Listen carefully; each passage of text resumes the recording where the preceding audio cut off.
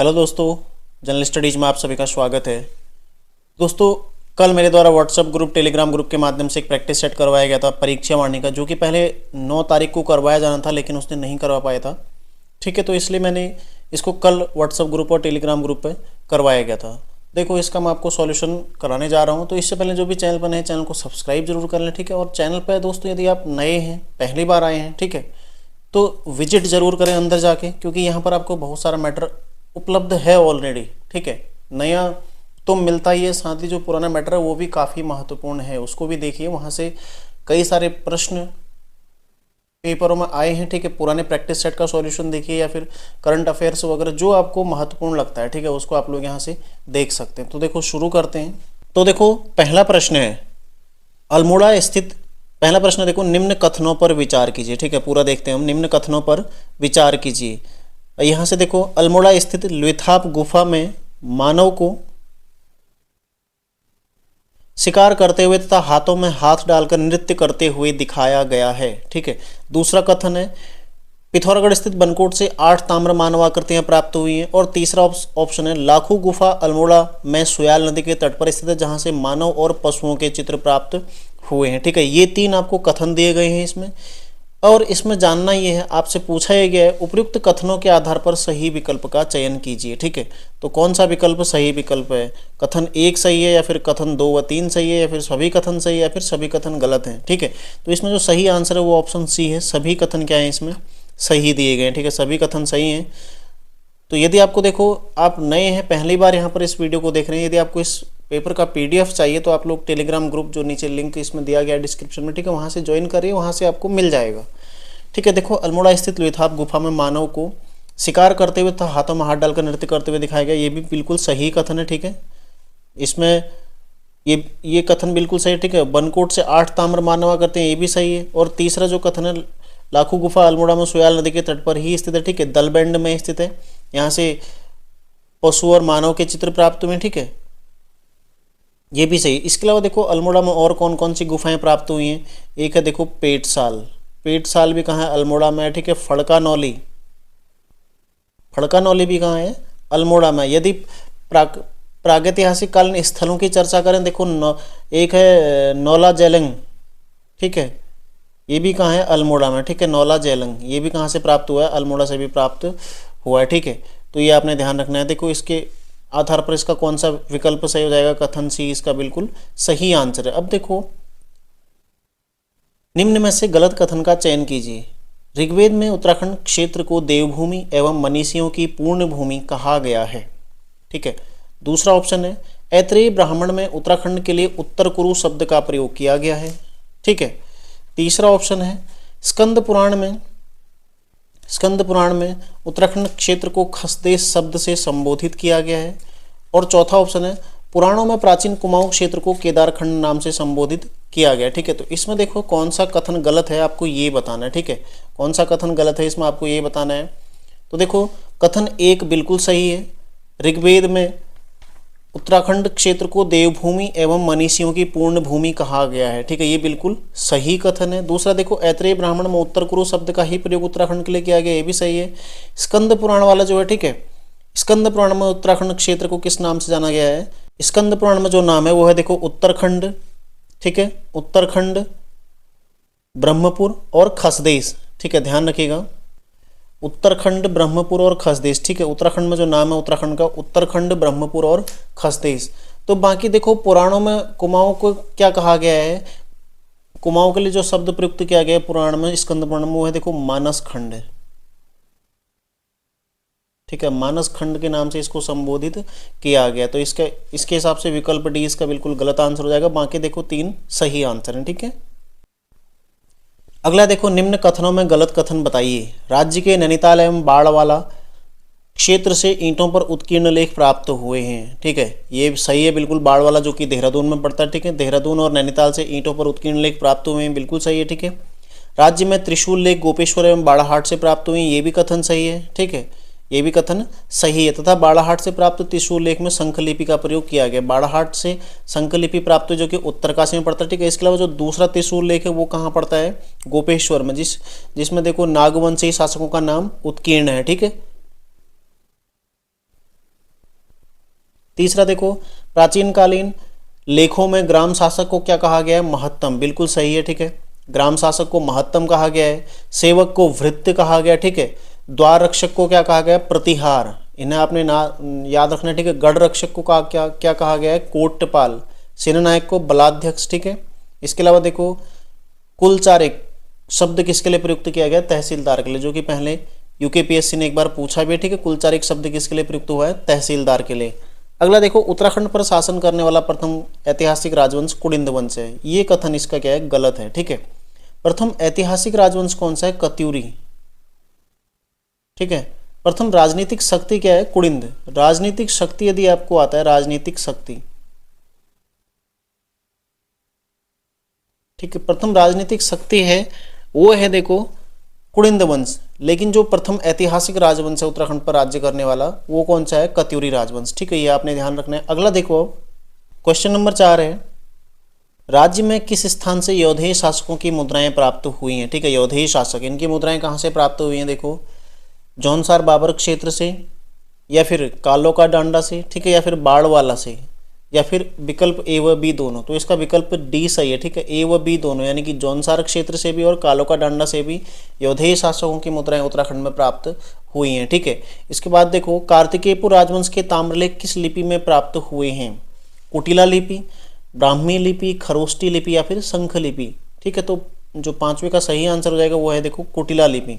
जो कार्तिकेयपुर राजवंश है उनके ताम्र अभिलेख किस भाषा में है? किस लिपि में है? कुटिला लिपि में, ठीक है, ध्यान रखिएगा, कुटिला लिपि में अभिलेख प्राप्त हुए हैं। देखो अगला प्रश्न है, कार्तिकेयपुर राजवंश के किस शासक ने संपूर्ण उत्तराखंड को एक सूत्र में बांधने का प्रयास किया था? निम्बर ने, खरपर देव ने, ठीक है, या फिर इच्छर देव ने, या फिर ईष्टगण ने। तो इसका सही आंसर क्या हो जाएगा? ईष्टगण, ठीक है। ईष्टगण जो कि निम्बर, कार्तिकेयपुर राजवंश की निम्बर शाखा का शासक था, ठीक है। आपने इतिहास पढ़ा होगा, ठीक है। यदि आपने नहीं पढ़ा इतिहास अभी तक का, तो इतिहास आप लोग मेरी क्लासेस देखिए, पूरा पॉइंट टू पॉइंट, ठीक है, बिल्कुल भी फालतू चीज़ें उसमें नहीं है।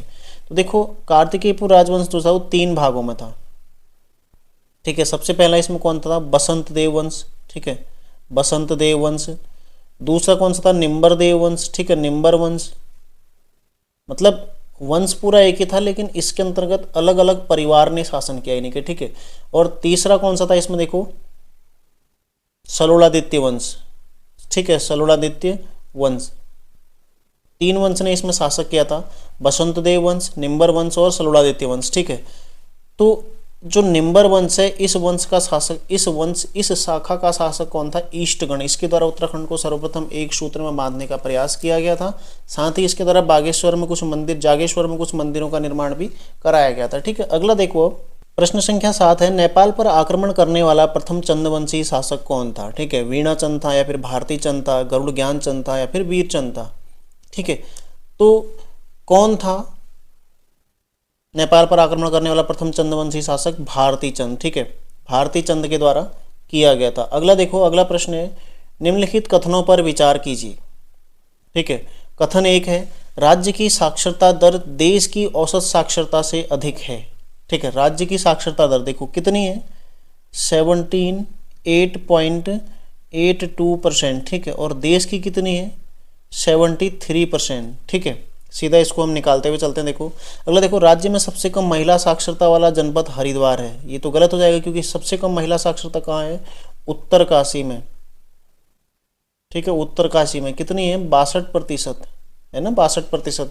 तीसरा देखो, राज्य के 11 जिलों की साक्षरता प्रतिशत राष्ट्रीय औसत साक्षरता दर से अधिक है। 11 नहीं, 9 जिलों की होना चाहिए था ये, ठीक है, नहीं सभी जिलों की, ठीक है। सभी जिले क्या हैं? 73% से ऊपर हैं सभी जिले, सभी जिले हैं, ठीक है, 73% से ऊपर सभी जिले हैं। तो इसका मतलब कथन 2 भी गलत है और कथन 3 भी गलत है। और अगला कथन देखो, इसमें कथन 4 क्या है? राज्य के 9 जिलों की साक्षरता दर राज्य की औसत साक्षरता दर से अधिक है। ये सही है। देखो, राज्य के 9 जिले, औसत साक्षरता दर जो राज्य की है, ठीक है, 78.82, इससे अधिक है। बाकी 4 जिले इससे कम है। वो 4 जिले कौन कौन से हैं? देखो, उन 4 जिलों में आता है एक यूएस नगर, ठीक है, एक आता है हरिद्वार, एक आता है देखो उत्तरकाशी, ठीक है, और चौथा कौन सा आता है? टिहरी गढ़वाल, ठीक है, टिहरी गढ़वाल। ये 4 जिले हैं जो राज्य की औसत साक्षरता दर से कम साक्षरता जिनकी है। ठीक है, तो देखो इन कथनों के आधार पर, अब उपयुक्त कथनों के आधार पर निम्न में से सही कथन का चयन कीजिए। ठीक है, अब आपने इसमें सही कथन देखना है। कथन 1 व 2 सही है, कथन 2 व 3 गलत है, सभी कथन सही है, कथन 3 व 4 गलत है। देखो इसका सही आंसर क्या हो जाएगा, कथन बी। ठीक है, कथन 2 व 3 गलत है, हमने देखा था कथन 2 व 3 क्या था। देखो कथन, इसका जो आंसर है क्या है, बी हो जाएगा। ठीक है, कथन 2 और 3 क्या था, राज्य में सबसे कम महिला साक्षरता उत्तरकाशी में, और 11 जिलों की नहीं सभी जिलों की साक्षरता प्रतिशत क्या है, राष्ट्रीय औसत से अधिक है। ठीक है, ध्यान रखिएगा आप लोग, आगे के लिए काफ़ी महत्वपूर्ण। देखो ये पेपर मैंने सेट ही इसलिए किया इतना लंबा चौड़ा, ताकि आपको इसका पूरा रिवीजन परीक्षा वाणी का आपका इसके जरिए हो जाए। ठीक है, तो जिसके भी 70 से 80 नंबर के बीच में आ रहे हैं वो लोग काफ़ी अच्छी स्थिति में, जिसके कम आ रहे हैं आप लोगों को मेहनत की आवश्यकता है परीक्षा वाणी में। अगला देखो, निम्न कथनों में गलत का चयन कीजिए, गलत कथन का चयन कीजिए। ठीक है, 2011 की जनगणना में राज्य की कुल जनसंख्या का 50.93% क्या है, पुरुष जनसंख्या है, बिल्कुल सही है। ठीक है, बाकी 49.07% क्या है, महिलाओं की जनसंख्या। ठीक है, राज्य की जनगणना के अनुसार कुल जनसंख्या में शिशुओं की जनसंख्या का प्रतिशत 13.44% है, बिल्कुल सही है। ठीक है, ये भी सही है। तीसरा देखो, वर्ष 2011 की जनगणना के अनुसार राज्य में 0 से 6 आयु वर्ग का शिशु लिंगानुपात है। ठीक है, कितना है, 919, ये गलत है। ठीक है, कितना है, देखो 890। ठीक है, 890 क्या है, सही। इसका मतलब कथन सी क्या हो जाएगा, गलत हो जाएगा। तो गलत कथन कौन सा हो जाएगा, कथन सी। और डी भी देख लेते हैं, वर्ष 2001 से 11 के मध्य राज्य की जनसंख्या वृद्धि दर कितनी रही है, 18.81% रही है, जो कि बिल्कुल सही है। ठीक है, अगला देखो, प्रश्न संख्या 10 है, निम्न में से कौन गांधी जी की नमक यात्रा में सम्मिलित नहीं हुए थे। देखो कौन सम्मिलित नहीं हुए थे गांधी जी की नमक यात्रा में, ज्वालादत्त जोशी या फिर भैरवदत्त जोशी, ज्योतिराम कांडपाल या फिर गोरखावीर खड़क बहादुर। ठीक है, तो कौन सम्मिलित नहीं हुए थे इसमें से, ज्वालादत्त जोशी। ठीक है, ज्वालादत्त जोशी जो कि 1886 के कांग्रेस के अधिवेशन में शामिल हुए थे। ठीक है, इसमें सम्मिलित नहीं हुए थे गांधी जी की नमक यात्रा में। ठीक है, बाकी देखो भैरवदत्त जोशी, ज्योतिराम कांडपाल और गोरखावीर खड़क बहादुर तीनों इसमें शामिल हुए थे। नमक यात्रा कब चली थी, कब हुई थी गांधी जी की नमक यात्रा। ठीक है, 12 मार्च 1930 से 6 अप्रैल, ठीक है 6 अप्रैल 1930 तक का, इस दौरान गांधी जी की नमक यात्रा हुई थी। ये आपने ध्यान रखना है। देखो ठीक है, जिसे डांडी मार्च भी कहा जाता है। ठीक है, नमक कानून तोड़ा था यहाँ पर पहुँच के गांधी जी ने, और इसके साथ ही यहाँ से क्या शुरू हो गया था, 6 अप्रैल 1930 से सविनय अवज्ञा आंदोलन।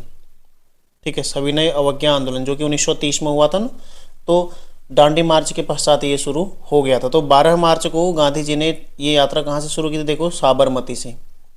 ठीक है, साबरमती से। इसमें उनके 78 अनुयायी थे। ठीक है, 78 उनके सत्याग्रही या अनुयायी जो उनके समर्थक थे। ठीक है, और इसमें 3 उनके साथ उत्तराखंड से भी शामिल हुए थे। कौन कौन, भैरवदत्त जोशी, ज्योतिराम कांडपाल और गोरखावीर खड़क बहादुर।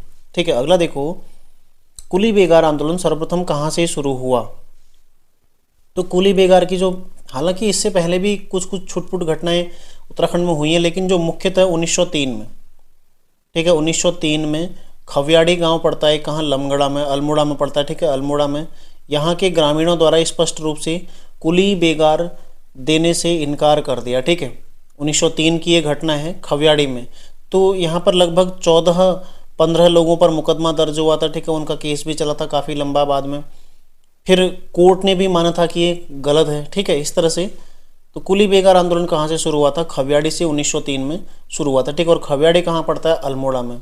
और फाइनली एक समाप्त कब हुआ देखा, 13 से 14 जनवरी। ठीक है, 13-14 जनवरी 1921 को बागेश्वर की सरयू नदी में इनके द्वारा, ठीक है यहाँ पर जो उत्तराखंड के जो महत्वपूर्ण व्यक्तित्व थे उस काल में, उनके द्वारा सारे जो कुली बेगार से संबंधित रजिस्टर इत्यादि, ठीक है उन्हें नदी में बहा दिया गया और कुली बेगार न करने की शपथ ली थी। ठीक है, इस दौरान देखो बद्रीदत्त पांडे हैं, हरगोविंद पंत हैं, चिरंजी लाल हैं, ठीक है गोविंद वल्लभ पंत हैं, इनके नेतृत्व में ये काफ़ी एक महत्वपूर्ण आंदोलन उत्तराखंड में रहा है। अगला देखो, जसवंत सिंह बिष्ट ने पृथक राज्य का पहला प्रस्ताव उत्तर प्रदेश विधानसभा में किस वर्ष रखा था। ठीक है, जसवंत सिंह बिष्ट जो कि किससे संबंधित है, सबसे पहले यूकेडी से, ठीक है उत्तराखंड क्रांति दल से ये रिलेटेड थे। ठीक है, और इनके द्वारा 1990 में इनके द्वारा उत्तर प्रदेश विधानसभा में पृथक राज्य का प्रस्ताव रखा था। ठीक है, ध्यान रखिएगा, उत्तर प्रदेश विधानसभा में पृथक राज्य का प्रस्ताव इनके द्वारा कब रखा गया था? 1990 में। देखो यूके ट्रिपल एससी जब पेपर करा था पहले, उसके द्वारा एक क्वेश्चन पूछा गया है। ठीक है, यूके ट्रिपल एससी द्वारा इस तरह का क्वेश्चन पहले पूछा गया। अगला देखो, किस कांड को यानी कि किस घटना को, ठीक है, किस घटना को क्रूर शासक की क्रूर साजिश कहा जाता है? ठीक है, क्रूर शासक की क्रूर साजिश किसे कहा जाता है? इनमें से जो सही आंसर है वो है रामपुर तिराहा कांड। ठीक है, रामपुर तिराहा कांड को क्या कहा जाता है? क्रूर शासक की क्रूर साजिश। कब हुआ था? देखो रामपुर तिराहा कांड ये हुआ था 2 अक्टूबर 1994। ठीक है, 2 अक्टूबर 1994 को हुआ था। यहाँ के जो आंदोलनकारी थे वो दिल्ली रैली में भाग लेने जा रहे थे, लेकिन उत्तर प्रदेश पुलिस के द्वारा उन पर बर्बरता की गई थी। ठीक है, उन पर जो अमानवीय अत्याचार होता है, ठीक है, अमानवीय अत्याचार किया गया था। तो इसे जाना जाता है रामपुर तिराहा कांड के नाम से जाना जाता है। ठीक है, मसूरी कांड कब हुआ था? देखो 2 सितंबर। ठीक है, मसूरी कांड कब हुआ था? 2 सितंबर को, 2 सितंबर 1994। ठीक है, यहाँ पर देखो बेलमती चौहान, हंसा धनाई और एक और इसमें उमाशंकर त्रिपाठी सहित कुल 7-8 लोग इसमें शहीद हुए थे। ठीक है, साथ देखो खटीमा कांड कब हुआ था? 1 सितंबर 1994। इसको काला दिवस भी कहा जाता है। ठीक है, और सकलाना विद्रोह जो कि टिहरी राज्य आंदोलन के दौरान घटित हुआ था। ठीक है, और देखो अगला है यशोधर बेंजवाल कब शहीद हुए? ठीक है, यशोधर बेंजवाल कब शहीद हुए? तो राज्य निर्माण आंदोलन के दौरान 10 नवंबर 1995 को। ठीक है, श्रीयंत्र टापू कांड इसको बोलते हैं। ठीक है, श्रीयंत्र टापू कांड, श्रीयंत्र टापू। इस कांड के दौरान 10 नवंबर 1995 को यशोधर बेंजवाल और राजेश रावत 2 शहीद हुए थे। ठीक है, राजेश रावत भी इसी दौरान शहीद हुए थे, ये भी आपने ध्यान रखना है। अगला देखो, अगला है किस कमेटी की रिपोर्ट के आधार पर उधम सिंह नगर को उत्तराखंड में शामिल करने का निर्णय लिया गया? ठीक है, देखो किस कमेटी की रिपोर्ट के आधार पर? दीक्षित आयोग, ये तो नहीं है। ठीक है, दीक्षित आयोग किससे संबंधित है? इन्होंने ये मतलब गैरसैंण को राजधानी बनाने से संबंधित है और इसके द्वारा राजधानी गैरसैंण में नहीं बनाने का निर्णय लिया, मतलब सिफारिश की गई थी। ठीक है, मतलब गैरसैंण में राजधानी बनाने का इसके द्वारा विरोध किया गया था, जो कि पटवारी में आया था अभी। दूसरा देखो रमाशंकर कौशिक कमेटी है। ठीक है, ये 1993 में गठित हुई थी, 1993-94। ठीक है, इसके द्वारा अपनी रिपोर्ट में बोला गया कि पृथक राज्य की राजधानी कहाँ बनेगी? गैरसैंण। ठीक है, इसके द्वारा स्वीकार किया गया था। और जॉर्ज कमेटी संबंधित है किससे? उधम सिंह नगर को उत्तराखंड में शामिल करने से संबंधित है। ठीक है, और उधम सिंह नगर को कब? 1995 में उत्तराखंड राज्य में शामिल किया गया था। ठीक है, हरिद्वार 1988 में।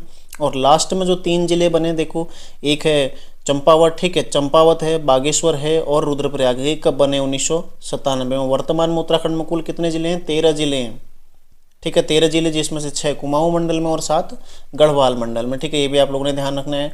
अगला देखो, उत्तराखंड क्रांति दल के किस अधिवेशन में गैरसैंण का नाम चंद्रनगर रख उसे राज्य की राजधानी घोषित किया गया? ठीक है, 24-25 जुलाई 1992 को 1992 में उत्तराखंड क्रांति दल का 14वां अधिवेशन, ठीक है, 14वां महाअधिवेशन कहाँ होता है? ठीक है, गैरसैंण में होता है। और वहीं इसी अधिवेशन के दौरान चंद्रनगर इनके द्वारा राजधानी को चंद्रनगर घोषित किया गया। ठीक है, गैरसैंण को इसी अधिवेशन के दौरान, और इसको राजधानी के रूप में स्वीकार किया गया। तो गैरसैंण का नाम चंद्रनगर रखा गया और इसको राजधानी के रूप में स्वीकार किया गया था। कब? 1992 में। ठीक है, 1992। और यदि अधिवेशन पूछा जाए तो कौन सा अधिवेशन है? 14वां अधिवेशन है। ठीक है, अगला देखो, निम्न में से कौन सा स्थल गैरसैंण से सर्वाधिक दूरी पर स्थित है? देखो गैरसैंण क्या है? उत्तराखंड का केंद्र बिंदु है। ठीक है, यदि आप इस तरह से उत्तराखंड देखते हैं तो गैरसैंण पड़ता है पौड़ी, अल्मोड़ा और चमोली, लगभग इस बिंदु पर पड़ता है। ठीक है, लगभग यहाँ से सारी जगहें बराबर पड़ती हैं। यदि आप जिला मुख्यालय देखो, उत्तरकाशी भी यहाँ से नज़दीक है। यहाँ से जो सबसे सर्वाधिक दूरी पर जो जिला मुख्यालय है वो है देखो पिथौरागढ़। ठीक है, पिथौरागढ़ लगभग 280 किलोमीटर के आसपास पिथौरागढ़ है।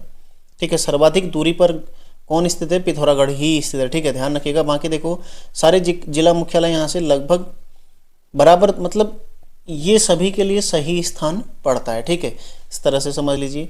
देखो तो इनमें सर्वाधिक दूरी पर स्थित स्थल कौन सा हो जाएगा? पिथौरागढ़। ठीक है, पिथौरागढ़ जो कि सर्वाधिक दूरी पर स्थित है। ठीक है, ध्यान रखिएगा। अगला है देखो, निम्न में से गलत तथ्य का चयन कीजिए। फिर से तथ्य इसमें आ रहे हैं। देखो, राज्य पुष्प ब्रह्म कमल 4800 से 6000 मीटर की ऊंचाई पर पाया जाता है तथा उत्तराखंड में इसकी 24 प्रजातियां एवं पूरे विश्व में 210 प्रजातियां पाई जाती हैं। ठीक है, राज्य पुष्प क्या है हमारा? ब्रह्मकमल है। ठीक है, तो इसके बारे में आप सबसे पहले हम ब्रह्मकमल के बारे में देखते हैं। ठीक है, ब्रह्मकमल जो कि 4800 से 6000 मीटर की ऊंचाई पर पाया जाता है। ठीक है, और 2001 में उत्तराखंड राज्य द्वारा इसको अपना राज्य पुष्प घोषित किया गया है। तो उत्तराखंड में इसकी 24 प्रजातियां और पूरे विश्व में 210 प्रजातियां। ठीक है, किस कुल का यदि आता है तो एस्टेरेसी। ठीक है, एस्टेरेसी कुल का ये पौधा है। ठीक है, ये भी आपने ध्यान रखना है। यदि इसके बारे में अन्य चीज़ें देखो, इसका वैज्ञानिक नाम क्या है? सोसूरिया आउबेलेटा। ठीक है, सोसूरिया आउबेलेटा इसका वैज्ञानिक नाम है। ठीक है, कहाँ कहाँ ये पाया जाता है? उत्तराखंड के उच्च हिमालयी क्षेत्रों में इसको पाया जाता है। ठीक है, और साथ ही इसके जो अन्य चीज़ें इसमें महत्वपूर्ण है, इसको देखो, स्थानीय भाषा में इसका नाम क्या है? कौलपद्म। ठीक है, स्थानीय भाषा में नाम क्या है? कौलपद्म। ठीक है, कौलपद्म। तो इस तरह के क्वेश्चन भी कभी कभी आ जाते हैं। यदि इसका देखो, इसका नाम यदि आप देखते हैं महाभारत के वन पर्व में सौगंधिक पुष्प। ठीक है, महाभारत के वन पर्व में सौगंधिक पुष्प। अब क्वेश्चन आपसे ऐसे भी बन सकता है, महाभारत के किस पर्व में ब्रह्मकमल का उल्लेख मिलता है? तो किस में मिलता है?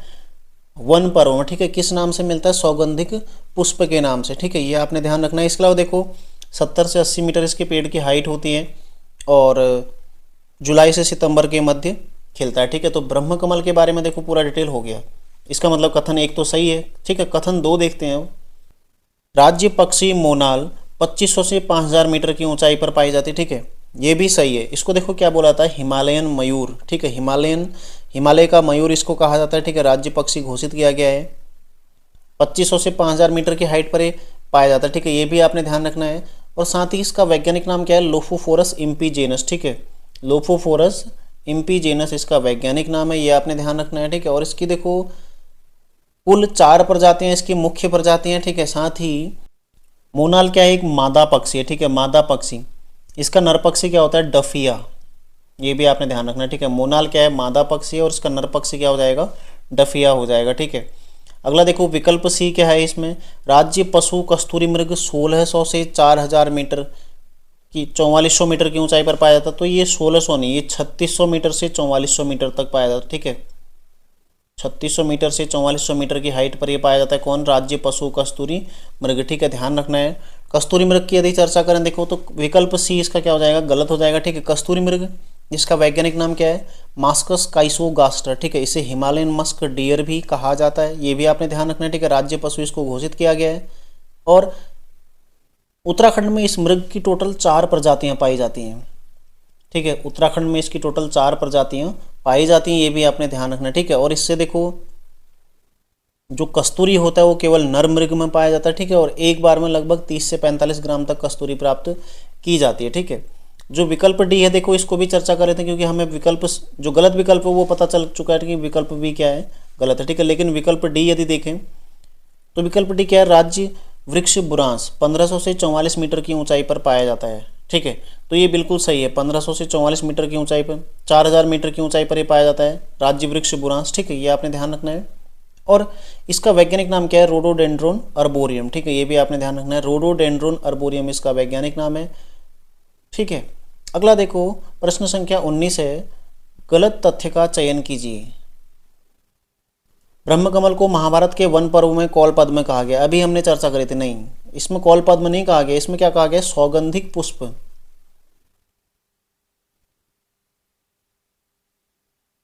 ठीक है, सौगंधिक पुष्प, इसका मतलब विकल्प ए ही इसका गलत हो गया। ठीक है, फिर भी अन्य विकल्प देख लेते हैं। देखो, ब्रह्मकमल के पौधे की ऊंचाई 70 से 80 मीटर तक होती है तथा यह जुलाई से सितंबर में खिलता है। उत्तराखंड राज्य में कस्तूरी मृग की कुल 4 प्रजातियां पाई जाती हैं और कस्तूरी केवल नर्मदा में पाई जाती है। सामान्यतः एक बार में 30 से 45 ग्राम कस्तूरी प्राप्त की जाती है। देखो, ये अभी सारी हम चर्चा कर चुके हैं, तो विकल्प ए क्या है इसका?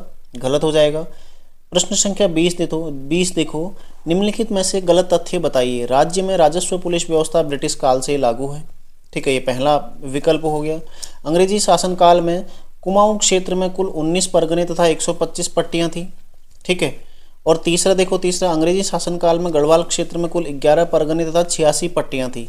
और कथन डी क्या है? उपयुक्त सभी कथन सही हैं। ठीक है, तो देखो इसमें उपयुक्त सभी कथन सही हैं, ठीक है। उपयुक्त सभी कथन क्या हैं, सही हैं।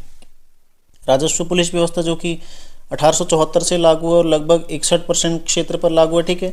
अंग्रेजी शासनकाल में 19 परगने और 125 पट्टियाँ थी कुमाऊं में, और गढ़वाल में कितनी थी, 11 परगने और 86 पट्टियाँ थी, ठीक है। तो इस प्रकार कथन डी क्या हो जाएगा, इसका सही आंसर हो जाएगा। अगला देखो प्रश्न संख्या 21 है, राज्य में तृतीय विधानसभा चुनाव कब संपन्न हुए थे।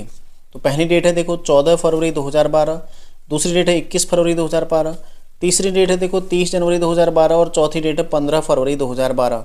तो राज्य में तृतीय विधानसभा चुनाव की स्थिति को संपन्न हुए थे, ठीक है, ये जानना जरूरी है। ये कब हुए थे, 30 जनवरी 2012 को, ठीक है। 30 जनवरी 2012 को तृतीय विधानसभा चुनाव संपन्न हुए थे। यदि आप चर्चा करते हैं पहले विधानसभा चुनाव की, ठीक है, पहले विधानसभा चुनाव 14 फरवरी 2002, ठीक है, 14 फरवरी 2002, ठीक है, प्रथम विधानसभा चुनाव हुए थे 2002 में, और इसमें कुल 4 महिला विधायक चुनी गई थी, ठीक है। इस तरह से पूछा जाता है। और यशपाल आर्य क्या थे, विधानसभा अध्यक्ष थे। यदि दूसरी विधानसभा देखो 21 फरवरी 2007, ठीक है, 21 फरवरी 2007 दूसरे विधानसभा चुनाव हुए थे, ठीक है। और इसमें जो हरवंश कपूर थे वो विधानसभा अध्यक्ष बनाए गए थे। उसके अलावा देखें यदि तीसरे विधानसभा चुनाव में आपको बता चुका हूँ 30 जनवरी 2012, ठीक है, गोविंद सिंह कुंजवाल विधानसभा अध्यक्ष बनाए गए थे। चौथी विधानसभा चुनाव देखो 15 फरवरी 2017, ठीक है, 15 फरवरी 2017 को चौथे विधानसभा चुनाव हुए थे। और इसमें कौन विधानसभा अध्यक्ष थे, प्रेमचंद्र अग्रवाल। और इस बार पांचवें विधानसभा चुनाव कब हुए थे, 14 फरवरी 2022, ठीक है, 14 फरवरी 2022 को पांचवें विधानसभा चुनाव संपन्न हुए थे।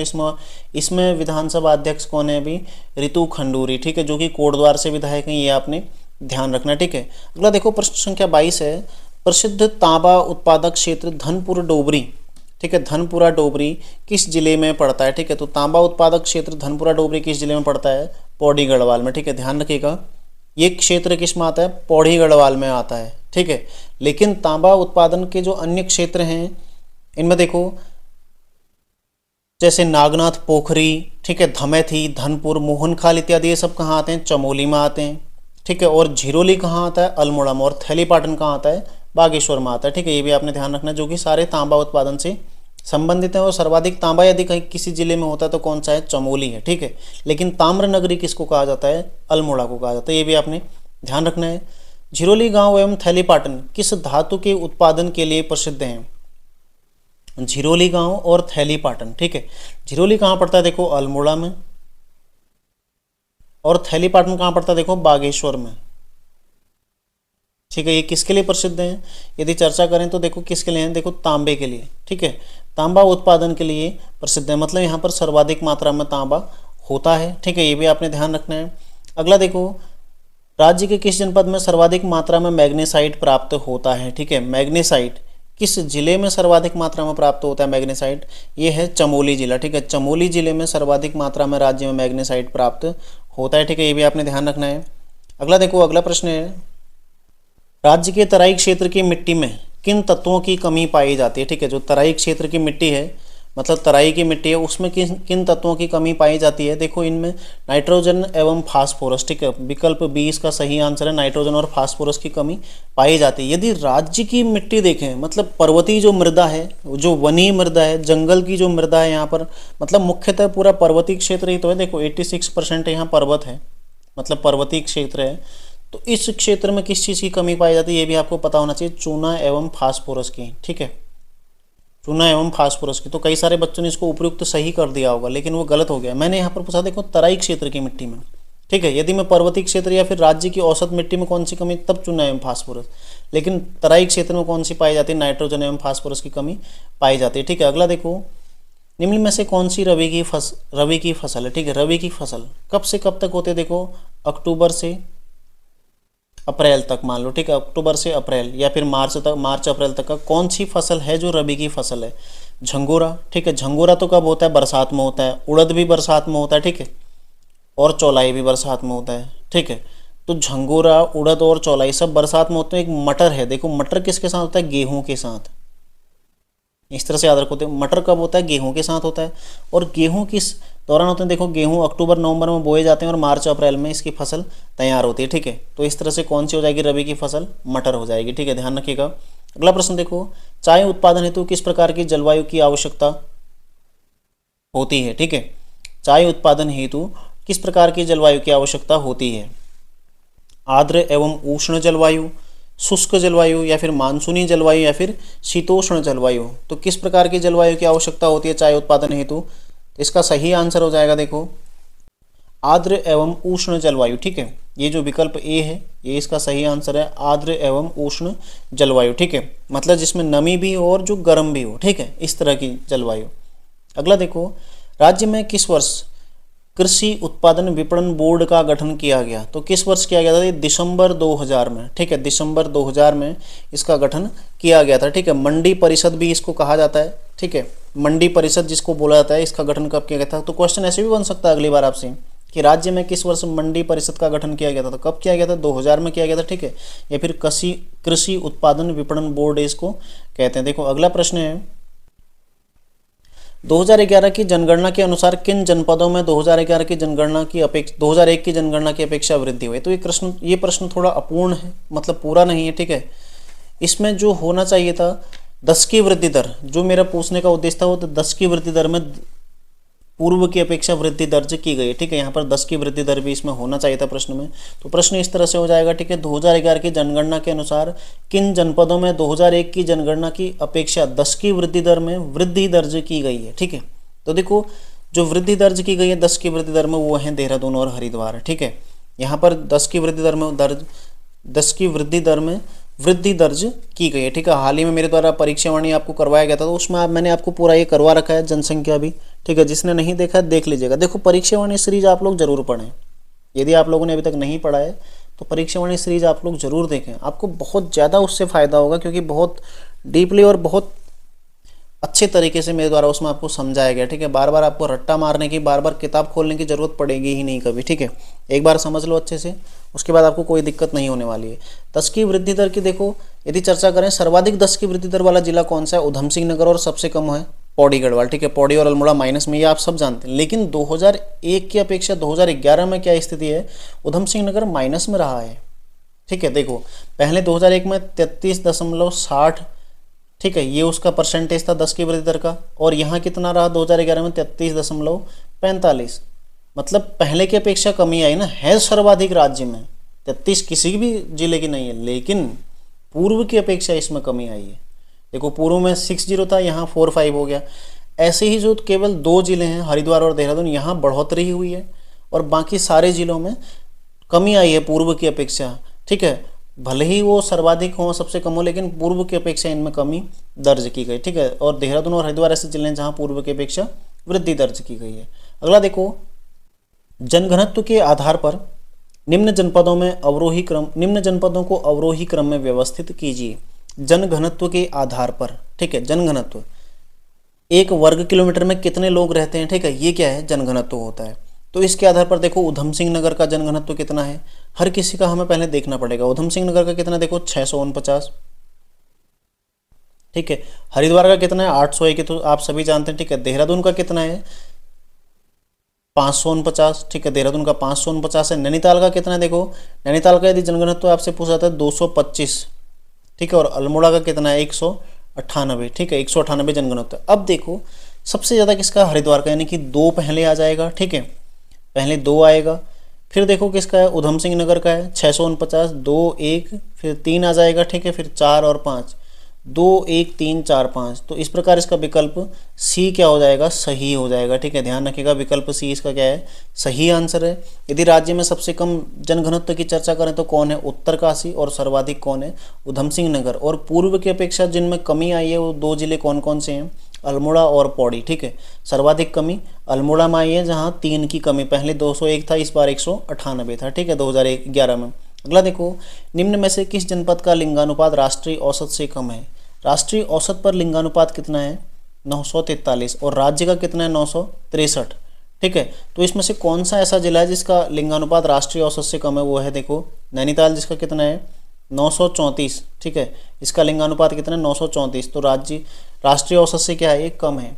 यदि चर्चा करें देखो राष्ट्रीय औसत से कम, टोटल 4 जिले हैं, जिसमें देखो चंपा ने एक नैनीताल हो गया, ठीक है, एक हरिद्वार है देखो, यूएस नगर है और देहरादून है, ठीक है। 4 जिले ऐसे हैं जिनका लिंगानुपात राष्ट्रीय औसत से कम है। यदि इनमें एक उत्तरकाशी भी जोड़ दिया जाए तो ये 5 जिले हो गए जो राज्य औसत से कम है, ठीक है। फिर इस तरह से आप लोगों ने ध्यान रखना है। अगला देखो 2011 की जनगणना के अनुसार राज्य की नगरीय जनसंख्या का प्रतिशत राष्ट्रीय स्तर पर नगरीकरण की दर से क्या है, कम है, ज़्यादा है, एक समान है या फिर एक चौथाई है, ठीक है। इस तरह से भी प्रश्न बन जाता है। तो देखो 2011 की जनगणना के अनुसार राज्य की नगरीय जनसंख्या का प्रतिशत क्या है, प्रतिशत यहाँ पर जो नगरीय जनसंख्या है वो है देखो 30.23%, ठीक है, 30.23% यहाँ पर क्या है, नगरीय जनसंख्या। यदि राष्ट्रीय स्तर पर आप देखते हैं तो ये कितना है, 31.20%, ठीक है। इस प्रकार क्या हो जाएगा, मतलब राज्य में क्या है, ये नगरीकरण राष्ट्रीय औसत से क्या है, कम है, ठीक है। तो विकल्प ए इसका सही आंसर हो जाएगा। प्रश्न संख्या 33 देखो, राज्य के किस जनपद में प्रतिशत के आधार पर सबसे कम ग्रामीण जनसंख्या निवास करती है, ठीक है। तो राज्य के किस जनपद में प्रतिशत के आधार पर सबसे कम ग्रामीण जनसंख्या निवास करती है, ठीक है। प्रतिशत के आधार पर जो सबसे कम ग्रामीण जनसंख्या वाला जिला है वो है देहरादून, ठीक है। सर्वाधिक कहाँ है प्रतिशत के आधार पर, बागेश्वर, ये भी आपने ध्यान रखना है।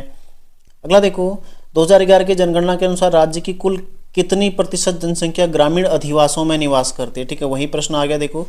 तो यदि वहाँ 30.23 था, मतलब 69.70% क्या हो जाएगी, जो ग्रामीण अधिवासों में निवास करते हैं, ठीक है। शहरी में कितने हो जाएगा, 30.23%, ठीक है। ये भी आप लोगों ने ध्यान रखना है। अगला देखो 35, निम्न में से कौन प्रमुखतः हस्तशिल्प एवं हथकरघा इकाइयों द्वारा उत्पादित वस्तुओं के विपणन में सहायता करते हैं, ठीक है। मतलब ऐसी चीज़ें जो स्थानीय हस्तशिल्प एवं हथकरघा इकाइयों द्वारा उत्पादित की गई हैं, ठीक है, जो स्थानीय प्रोडक्ट हैं उनको बेचने में, उनके विक्रय में सहायता प्रदान करते हैं, उनके व्यापार में सहायता प्रदान करते हैं कौन से, व्यापारिक मेले, ठीक है। इसका सही आंसर क्या है, व्यापारिक मेले। देखो कई सारे बच्चों ने इसका स्थानीय मेला किया होगा, ठीक है। स्थानीय मेले कम करते हैं, क्यों, क्योंकि देखो स्थानीय मेलों में स्थानीय चीज़ें आती हैं, ठीक है। माना कोई चीज़ पिथौरागढ़ में बन रही है, ठीक है, माना देखो पिथौरागढ़ में आपको पता है कालीन उद्योग के लिए प्रसिद्ध है, तो पिथौरागढ़ की चीज़ आपको जौलजीबी मेले में मिल जाएगी, पिथौरागढ़ के मेलों में मिल जाएगी, लेकिन अन्य जगह पर उसको मिलना थोड़ा क्या होता है, मुश्किल होता है, ठीक है, मतलब कुछ मात्रा में। लेकिन यदि कहीं व्यापारिक मेला लगे, जैसे किसान मेला इत्यादि लगता है, वहाँ पर सारी चीज़ें मिल जाती हैं आपको, ठीक है, उससे रिलेटेड। या फिर जो बड़े मेले होते हैं, जैसे गौचर मेला होता है, जो बड़े व्यापारिक मेले हैं, जैसे गौचर मेला, जैसे जौलजीबी भी व्यापारिक मेले में आता है, ठीक है। या फिर जो अन्य व्यापारिक मेले, वहाँ पर आपको ये सारी चीज़ें मिल जाती है। लेकिन स्थानीय मेला किसी छोटे से गांव में या फिर जो स्थानीय तौर पर छोटे छोटे मेले लगते हैं, वहाँ पर ऐसी चीज़ों का मिलना थोड़ा मुश्किल रहता है। तो इसलिए इसका सही आंसर क्या हो जाएगा, व्यापारिक मेला, विकल्प भी सही आंसर है। देखो अगला है, राज्य में इलेक्ट्रॉनिक्स एंड टेलीफोन फैक्ट्री की स्थापना कहाँ पर की गई है, इलेक्ट्रॉनिक्स एंड टेलीफोन फैक्ट्री, ठीक है, राज्य में इसका स्थापना कहाँ पर की गई है, इसकी स्थापना की गई देखो भीमताल में, ठीक है, भीमताल जो कि नैनीताल में पड़ता है, ये आपने ध्यान रखना, ठीक है। अगला देखो, उत्तराखंड में किस स्थान पर क्राफ्ट डिजाइन केंद्र की स्थापना की गई, तो कहाँ पर की गई है, काशीपुर, जो कि कहाँ पड़ता है, यूएस नगर में, ये भी आपने ध्यान रखना है। अगला देखो, निम्न में से कौन सा स्थल ताम्र धातु शिल्प कार्य के लिए प्रसिद्ध है, ठीक है, ताम्र धातु शिल्प कार्य, इसके लिए प्रसिद्ध कौन सा है, अल्मोड़ा, इसको क्या कहा जाता है, ताम्र नगरी, ये भी आपने ध्यान रखना, ठीक है। अल्मोड़ा, जिसको आलमनगर, राम क्षेत्र या फिर ताम्र नगरी, अभी परसों पटवारी के पेपर में पूछा गया था कि राम क्षेत्र किसका नाम है, ठीक है, तो किसका हो जाएगा, अल्मोड़ा का हो जाएगा, ये भी आपने ध्यान रखना, ठीक है। अगला देखो 39 है, इंदिरा गांधी राष्ट्रीय फॉरेस्ट अकादमी, इसकी स्थापना देहरादून में कब की गई थी, इसकी स्थापना की गई थी देखो 1987 में, ठीक है, 1987 में इसकी स्थापना की गई थी। अगला देखो, सुशीला तिवारी मेमोरियल जो चिकित्सालय हल्द्वानी हॉस्पिटल है, ठीक है, इसको राजकीय मेडिकल कॉलेज का दर्जा कब प्रदान किया गया, ये आपसे पूछा गया। देखो 1 जनवरी 2010, या फिर विकल्प बी है 1 अप्रैल 2010, विकल्प सी है 1 मई 2010, या फिर विकल्प डी है 1 अगस्त 2010। तो इसका सही आंसर क्या हो जाएगा, 1 मई 2010, सुशीला तिवारी मेमोरियल चिकित्सालय हल्द्वानी, ठीक है। कब इसको राजकीय मेडिकल कॉलेज का दर्जा कब दिया गया था, 1 मई 2010 को। यदि चर्चा करें देखो इसकी स्थापना कब हुई थी, इसकी स्थापना जब हुई थी 1997 में, 1997 में इसकी स्थापना हुई थी, ठीक है, एक चिकित्सालय के, एक सामान्य चिकित्सालय के रूप में इसकी स्थापना हुई थी। उसके पश्चात देखो 2004 से ये मेडिकल कॉलेज के रूप में संचालित हो रहा है, ठीक है। लेकिन 1 मई 2010 को इसको प्रदेश सरकार ने राजकीय मेडिकल कॉलेज, पहले मेडिकल कॉलेज था सामान्य, उसके पश्चात इसको राजकीय मेडिकल कॉलेज का दर्जा दे दिया गया, ठीक है। अगला देखो, उत्तराखंड आयुर्वेद विश्वविद्यालय की स्थापना कहाँ की गई है? ये की गई देखो देहरादून में। कब? 2009 में, ठीक है। 2009 में इसकी स्थापना कहाँ की गई है?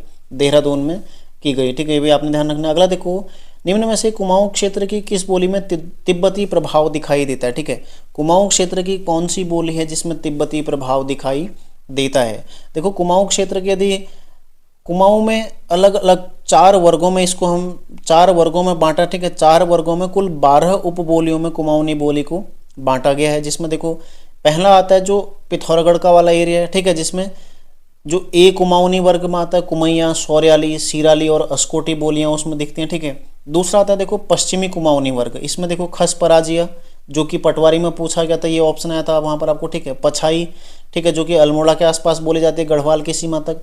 तीसरा देखो फलदा कोटी, चौथी है चौगरखा, ठीक है, पांचवी गंगोई, ठीक है, इसमें दानपुरिया, ये हो गई पश्चिमी कुमाऊनी वर्ग की। तीसरी आती है देखो उत्तरी कुमाऊनी वर्ग, उत्तरी कुमाऊनी वर्ग जिसमें आता है जौहारी, ठीक है। उत्तरी कुमाऊनी वर्ग में कौन सा आता है? जौहारी। तो जो जौहारी भाषा है, इस भाषा में तिब्बती प्रभाव देखने को मिलता है, ठीक है, ध्यान रखिएगा। और ये पूरा जौहार और कुमाऊं मतलब पिथौरागढ़ के उत्तरी क्षेत्रों में ये बोली जाती है, ठीक है। और जो अंतिम कुमाऊनी वर्ग है वो है देखो नैनीताली कुमाऊनी या फिर रच भैंसी जिसको कहा जाता है, ठीक है, जो नैनीताल के मैदानी एरिया हैं, ठीक है, जो तराई वाले एरिया हैं वहाँ पर ये बोली जाती है। तो ध्यान रखिएगा, कुमाऊनी भाषा हमारा कंप्लीट हो गया है, ठीक है। तो देखो निम्न में से कुमाऊं क्षेत्र की किस बोली में तिब्बती प्रभाव दिखाई देता है? जौहरी बोली में। अब अगला प्रश्न है, निम्न में से कुमाऊं की किस बोली पर नेपाली प्रभाव देखने को मिलता है? तो नेपाली प्रभाव किस में देखने को मिलता है? अस्कोट क्षेत्र में, ठीक है। अस्कोट कहाँ है? देखो पिथौरागढ़, यहाँ पर ही नेपाली प्रभाव देखने को मिलता है। अगला देखो, निम्न में से कौन कुमाऊनी साहित्य के साहित्यकार नहीं है? ठीक है, कुमाऊनी साहित्य के साहित्यकार कौन नहीं है इसमें से? गंगादत्त उप्रेती कुमाऊं के साहित्यकार हैं, ठीक है। लीलाधर जोशी भी हैं, शिवदत्त सती भी हैं। तो कौन है? देखो दामोदर प्रसाद थपलियाल। इस प्रकार इसका विकल्प डी क्या हो जाएगा? सही आंसर हो जाएगा। अगला देखो, निम्नलिखित में गलत युग्म का चयन कीजिए। तो गलत युग्म कौन सा है? देखो इसमें वेदमाला की रचना किसने की है? हरिराम धस्माना ने, बिल्कुल सही है, ठीक है। बुरो संघ की रचना, बुरो संघ, इसकी रचना किसने की है? हर्षपुरी ने, ठीक है, ये भी सही है। तीसरा देखो इसमें कौन सा है? विरह, विरह की रचना किसने की है? लीलानंद कोटनला, तो ये भी सही है। तीनों ये विकल्प तो सही है, ठीक है। तो लास्ट विकल्प इसका देखते हैं हम, उठो गढ़वालियो। उठो गढ़वालियो ये एक कविता है, किसकी कविता है? सत्यनारायण रतुड़ी, ठीक है, सत्यनारायण रतुड़ी, इनकी कविता है उठो गढ़वालियो, ठीक है। तो ध्यान रखिएगा, विकल्प डी क्या हो जाएगा? इसका गलत आंसर हो जाएगा। अगला देखो, प्रश्न संख्या 46 है, निम्न में सही युग्म का चयन कीजिए, ठीक है। तो ये कुछ पत्र इसमें दिए गए हैं, पत्र कहाँ से प्रकाशित होते हैं आपने सही युग्म इसमें चयनित करना है, ठीक है। बाकी देखो सब 3 गलत होंगे, एक इसमें सही है। आज का पहाड़, आज का पहाड़ कहाँ से होता है? पिथौरागढ़ से, ठीक है, पिथौरागढ़ से होता है आज का पहाड़। दूसरा देखो प्रजाबंधु, प्रजाबंधु कहाँ से होता है? अल्मोड़ा से होता है। तीसरा जो है देखो सत्यपथ, सत्यपथ का प्रकाशन कहाँ से होता है? सत्यपथ का प्रकाशन देखो कोटद्वार से, ठीक है, कोटद्वार से सत्यपथ। और अगला देखो उत्तराखंड दर्पण, ये कहाँ से होता है? उधम सिंह नगर से, ठीक है, ये सही है, विकल्प डी इसका क्या है?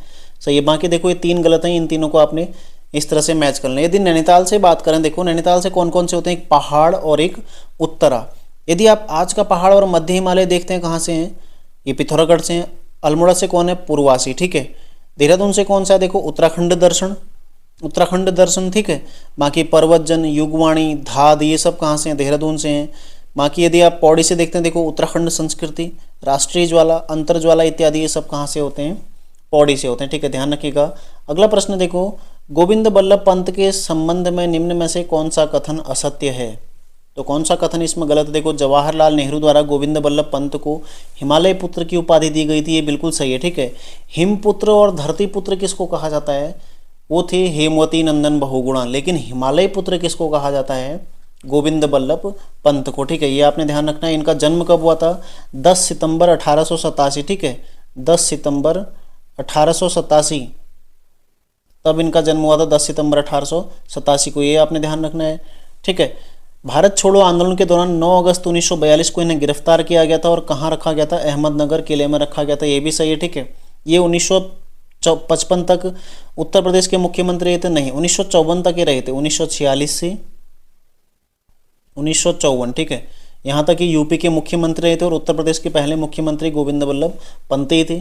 बाकी 26 जनवरी 1957 को इन्हें भारत सरकार द्वारा भारत रत्न से सम्मानित किया गया था। ठीक है। और उत्तराखंड से एकमात्र व्यक्ति हैं जिन्हें भारत रत्न सम्मान से सम्मानित अभी तक किया गया। अगला देखो, निम्न में से किसके द्वारा 1930 में जंगलात कानून के विरुद्ध सविनय अवज्ञा आंदोलन चलाया था? किसके द्वारा 1930 में जंगलात कानून के विरुद्ध, किसके द्वारा? हर्षदेव ओली। ठीक है। कहाँ के रहने वाले थे? देखो चंपावत के रानीखेत खेती खान। ठीक है। चंपावत के खेती खान के रहने वाले थे। इनके द्वारा ही 1930 में सविनय अवज्ञा आंदोलन चलाया गया था। ठीक है। ध्यान रखिएगा, जंगलात कानून के विरुद्ध। और साथ ही इनको क्या कहा जाता है? काली कुमाऊं का मुसोलिनी इनको कहा जाता है। ठीक है। ध्यान रखिएगा। अगला देखो, प्रश्न संख्या 49 है, संसद और संसदीय प्रक्रिया इस पुस्तक के लेखक कौन है? ठीक है। संसद और संसदीय प्रक्रिया पुस्तक के लेखक कौन है? परिपूर्णानंद पैन्युली। ठीक है। परिपूर्णानंद पैन्युली, यानी कि विकल्प डी क्या हो जाएगा? सही हो जाएगा। परिपूर्णानंद पैन्युली जो कि टिहरी के रहने वाले थे। ठीक है। टिहरी राज्य प्रजामंडल में ये सम्मिलित थे और बाद में सांसद भी ये गढ़वाल से नियुक्त हुए थे। ठीक है। इनकी जो कुछ प्रमुख रचनाएं हैं उनमें देशी राज्य और जन आंदोलन, नेपाल का पुनर्जागरण और संसद और संसदीय प्रक्रिया, ये तीन इनकी प्रमुख रचनाएं। ठीक है। ध्यान रखिएगा, संसद और संसदीय प्रक्रिया किसकी हो जाएगी? परिपूर्णानंद पैन्युली की। ठीक है। और जो आज का लास्ट सवाल, आज हम 85 प्रश्न इसमें करने वाले हैं। ठीक है। अगले 50 प्रश्न हम अगली क्लास में देखेंगे। तो 50वां प्रश्न देखो, श्रीदेव सुमन द्वारा देहरादून में कब टिहरी राज्य प्रजामंडल की स्थापना की गई? तो टिहरी राज्य प्रजामंडल की स्थापना 23 जनवरी 1939 को श्रीदेव सुमन के प्रयासों से, ठीक है, प्रमुखतः उन्हीं का योगदान रहा था। कहाँ हुई थी? देहरादून में की गई थी। ठीक है। ध्यान रखिएगा, 1938 में गणतंत्र सेवा संघ और 1939 में टिहरी राज्य प्रजामंडल की स्थापना हुई थी। यदि आप श्रीदेव सुमन की चर्चा करते हैं, देखो 25 मई 1916 को टिहरी के जौल गांव, ठीक है, जौल गांव में इनका जन्म हुआ था। ध्यान रखिएगा। और 23 जनवरी 1939 को इनके द्वारा टिहरी राज्य प्रजामंडल की स्थापना की गई और इस प्रजामंडल का उद्देश्य ही यही था, जो टिहरी राज्य का कुशासन था, ठीक है, उससे अपनी प्रजा को मुक्त कराना। ठीक है। ये उसका प्रमुख उद्देश्य था। लेकिन बाद में श्रीदेव सुमन पर राजद्रोह का मुकदमा चलाया गया। ठीक है। 1944 में। और फाइनली इनके द्वारा 3 मई 1944 को अपना आमरण अनशन शुरू किया गया था। ठीक है। ध्यान रखिएगा, देखो 3 मई 1944, ठीक है, 1944 को इनके द्वारा आमरण अनशन शुरू किया गया और इसी दौरान 25 जुलाई 1944 को इनकी मृत्यु हो गई थी। ठीक है। ये भी आपने देखना है। देखो कुल 84 दिन की भूख हड़ताल इनके द्वारा की गई थी। तो जन्म कब हुआ था? 1916 जौलगांव टिहरी। और मृत्यु कब हुई थी? 1944 में 25 जुलाई को। ठीक है। और इस दिन को राज्य में वृक्षारोपण दिवस के रूप में मनाया जाता है। ये भी आपने ध्यान रखना। ठीक है। राज्य में वृक्षारोपण दिवस के रूप में इसे मनाया जाता है। तो आज की क्लास में देखो इतना ही करते हैं। आज के इतने ही प्रश्न देखते हैं। अगली क्लास में देखो फिर मिलेंगे अगले 50 प्रश्नों के साथ। तो आप लोग तैयारी करते रहिए दोस्तों। जो भी चैनल पर नए, चैनल को सब्सक्राइब कर लीजिएगा और साथ ही जो पुराने क्लासेज हैं उनको भी देखना, वहाँ से भी आपको कई सारा फायदा मिलने वाला। ठीक है। तो मिलते हैं नेक्स्ट क्लास में। तैयारी आप लोग करते रहिए। धन्यवाद।